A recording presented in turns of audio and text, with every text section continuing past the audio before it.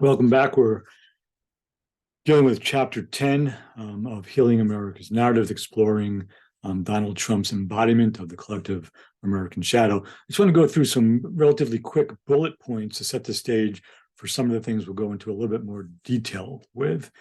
So some of the things he said out loud that he swore publicly he was going to do, or he swore were true and that were provably false, or that he actually never did. So he claimed that the United States was going to build, that he was going to build the wall, and that Mexico would pay for it. Okay, didn't happen. He claimed that Barack Obama was the founder of ISIS and that Hillary Clinton was the co-founder.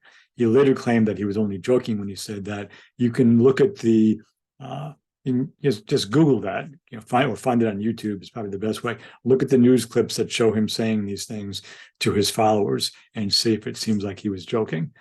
He claimed he was going to appeal Obamacare, otherwise known as the Patient Protection and Affordable Care Act of 2010.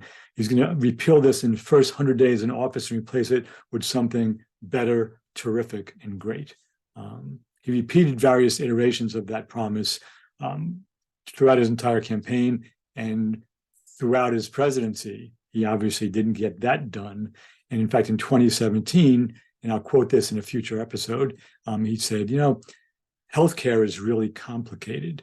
Nobody knew how complicated healthcare was. He said that out loud as the president of the United States in 2017.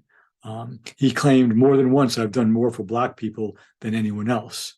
He said this in various iterations. He often says he's done more for Black people than any president of the United States has ever done. He claimed that he knew more about ISIS than any of the generals do.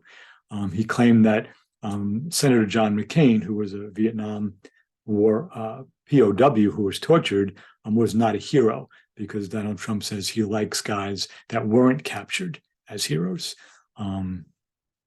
He took credit for the Veterans Choice Act, which President Obama signed in 2014, by conflating it with the 2018 Mission Act, which updated the broader 2014 legislation.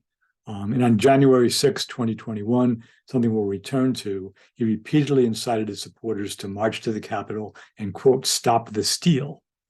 They obeyed him, vandalized the building and the grounds, killed and injured Capitol Police and other officers, and threatened to hang and otherwise execute the Vice President of the United States. All right, so that's, again, a bullet point listing of a handful of examples that I would argue exemplify his embodiment of the collective national shadow of the United States. We'll develop a few of those in some detail in future episodes. Thanks, as always, for tuning in.